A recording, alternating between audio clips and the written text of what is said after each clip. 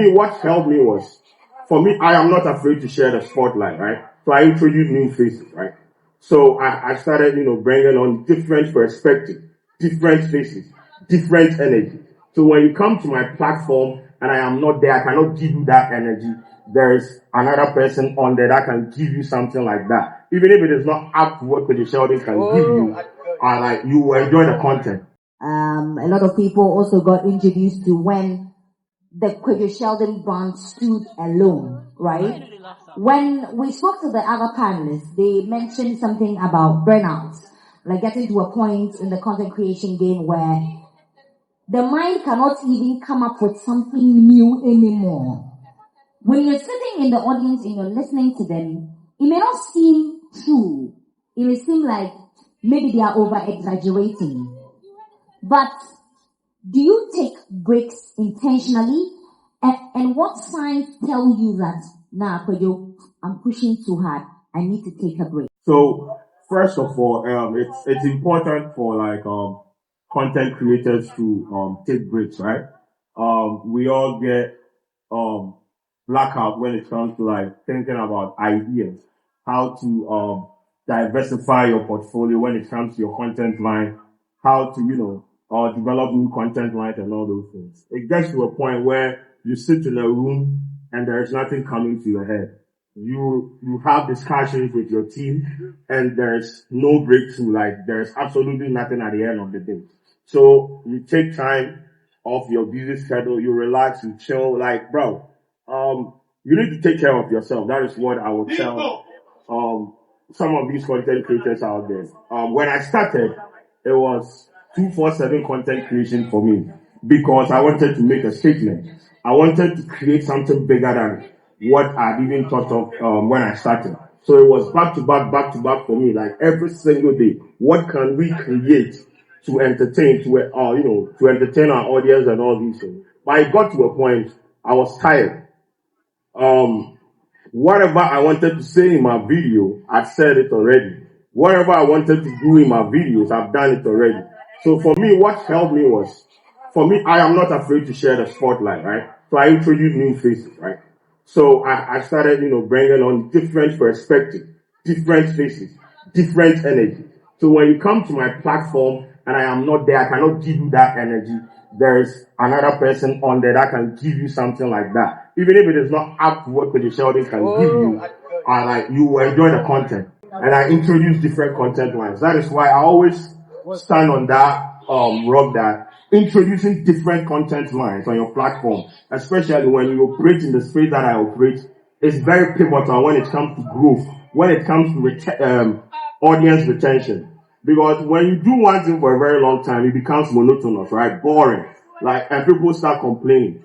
And so I had to, sit through it, think through it, and introduce new content line, introduce new faces, introduce, extensions to the brand, on social media. How do they see us? What can we introduce on social media that we don't necessarily have to post on our YouTube channel and everything? So all these things came together to work for us when it came to our growth, it came to our reach and all these things. But at the end of the day, as a creator, whatever you do, no matter the engagement, the numbers, the money you are making, take some time off the busy schedule and relax. Because when you sit back and you relax and you do introspective analysis, it gives you the opportunity to reflect on what you have done, what you can do more, and you come back with energy. I went to the States to go see my wife. She delivered, so I had to go there for 4 months. And yes, the 4 months that I was in the States, it was that time that I had to take some time off to reflect, to relax, to chill, to be with my family, and re-energize the battery, recharge the whole system, so that when I come back, it is back to back. And when I came back from the 4 month vacation, it was crazy on the platform. So burnouts are real. Getting tired as a creator is something that is prevalent in our space. Do not sweep it under the carpet. Take care of yourself. Take care of your mental health, and everything will be delivered straight from me. It is part of the creation, the creative journey. You create content. At some point, we were not having the views that we're having now. But what kept us moving was the fact that we were building and investing in a community. Now, I love what they said about the platform dynamics, right? Where it is easy for you to accumulate followers when it comes to TikTok as compared to YouTube. Now, for YouTube, what we have done, now we have had feedback where people in the diaspora, they close from work, right? And they tune into YouTube, search for the Sheldon Studios, click on a video. You know how many steps it will take somebody to get to your content. At some point, you don't want to be known as a boring creator. And I mean, it's very evident with KSS because we see them do some people do the spot, some people do this. Do you ever think of am I risking losing my identity when I'm sharing my style, my platform with these people? You see, I forfeited my identity when I switched from Kwadwo Sheldon to Kwadwo Sheldon Studios. As I said in my early discussion, I'm not afraid to share the spotlight, and I'm not afraid to me, and that is how I see myself. I entered into this thing for the money. I wanted to make money for myself. I wanted to chart a path for myself where I could make money for myself. But in the course of, doing that, I experienced that I could build people. I could bring in people and tutor them, walk them through the rudiments of content creation. So I started introducing faces to the platform.